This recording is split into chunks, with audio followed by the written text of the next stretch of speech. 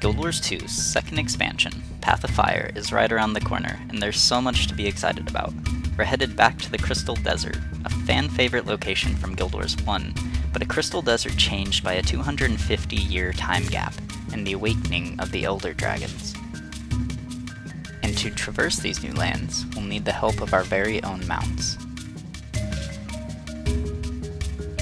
The 4 mounts introduced in POF will all have different abilities, aiding us far more than just movement speed, while a vengeful god threatens to destroy everything we know and love.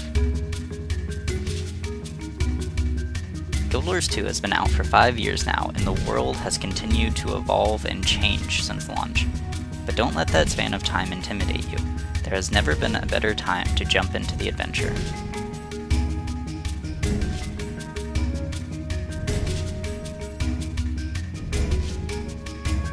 Ever since the beginning, the developers have sought to create a living, immersive, and ever-growing world in which adventure is never gated behind grind, and where anyone can jump in at any time and just go on an adventure.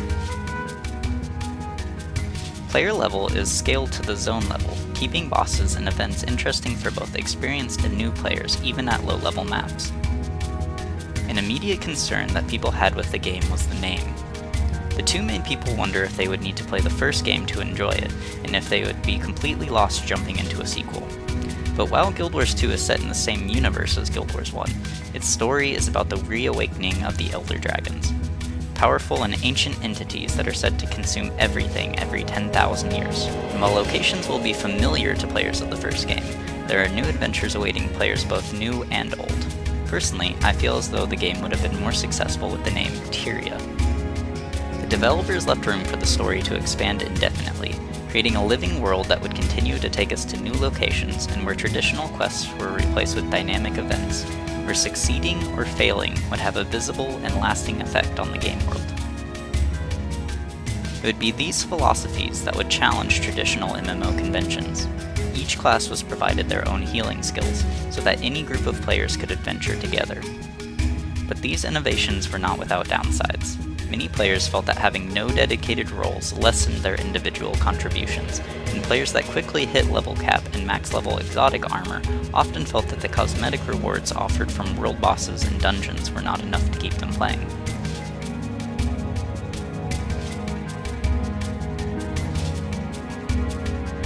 Players wanted endgame. They wanted the game to challenge them further and offer more long-term rewards. Fractals of the Mists would be the first update to the game to begin to address these issues. Fractals are 5-man content in which players adventure through different, iconic moments in time, and where they would need to work together effectively and upgrade their armor progressively to reach higher levels. This new armor was called Ascended Armor, armor that is challenging and time-consuming to earn but offered an edge over exotic armor and a way to survive fractals. Fractals showed that the game had the potential to offer challenging content and long-term rewards. There is so much more that the devs wanted in the way of character progression, setting them on the path to an expansion dedicated to it.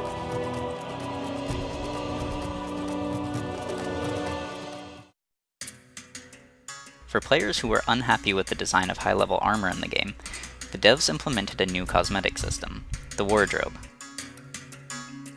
The Wardrobe allows players to change the look of armor and weapons into the look of any others they have already earned.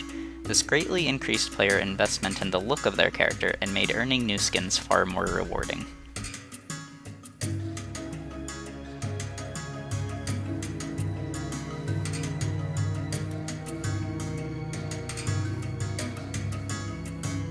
While the devs were hard at work with the expansion, the living story would continue to tell its tale. A Sylvari by the name Scarlet Briar would discover a secret that would change the fate of Tyria. Even in death, Scarlet would succeed in awakening an Elder Dragon, Mordremoth.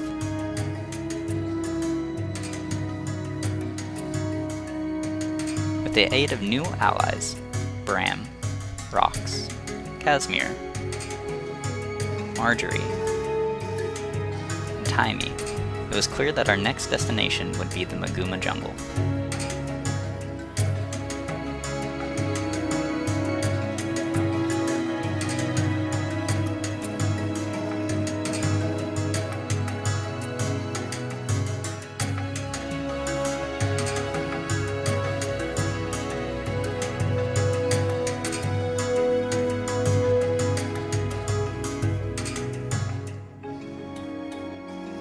It was here in the jungle that our skill as players would truly begin to be tested, and the systems of the game expanded upon. HOT introduced a mastery system, a system where as you explored the jungle, you gained new ways of mastering it. Mastery such as gliding would help us traverse the highly vertical maps found within the expansion.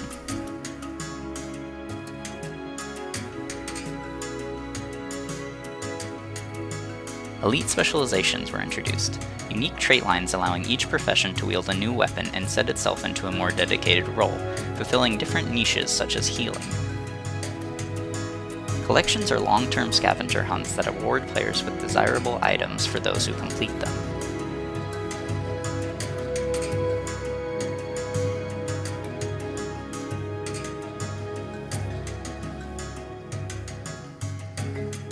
Adventures were mini-games scattered throughout the world that offered daily rewards and leaderboards.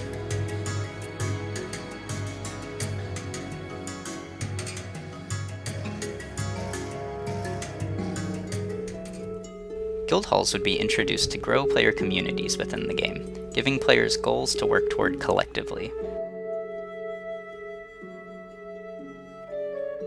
The new crafting profession, scribing, would allow players to decorate their halls in any way they like. While the launch of HOT would be heavily criticized as not offering enough content for the price, it accomplished what it set out to do, establishing systems that, like the living story, could be expanded and built upon for years to come, giving them a solid groundwork that would allow them to create even better content in the future.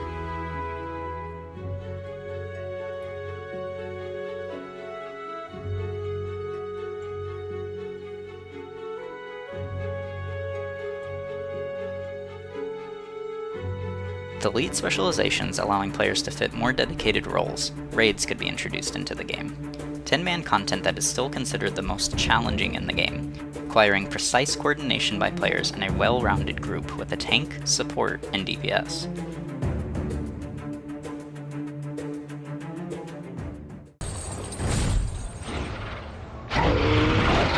Showing mastery over raid wings through a collection would ultimately reward players with legendary armor.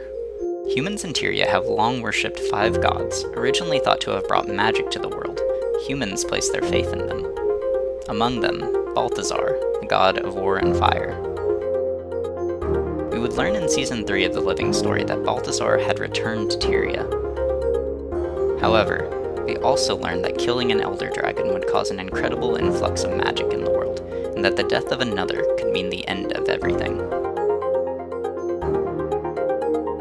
Through a vision, we would learn of Balthazar's plan to kill the Elder Dragon, Kraukatorrik. We don't know why Balthazar is doing what he is, but we do know that he must be stopped.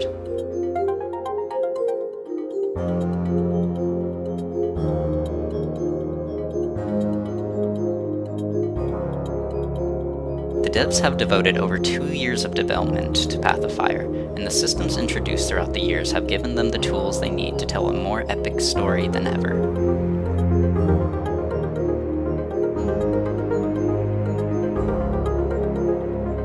Beautiful and dangerous new landscapes to explore, with new masteries and new specializations.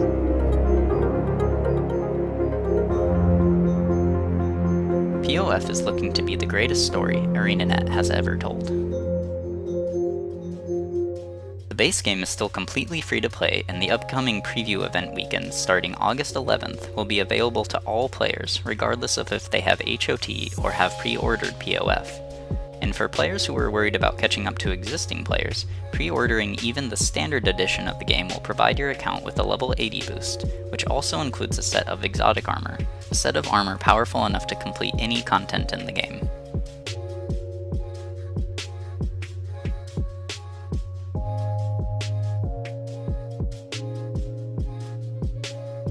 Thanks for taking the time to view my video. I highly encourage you to check out Guild Wars 2, and I hope to see you in game.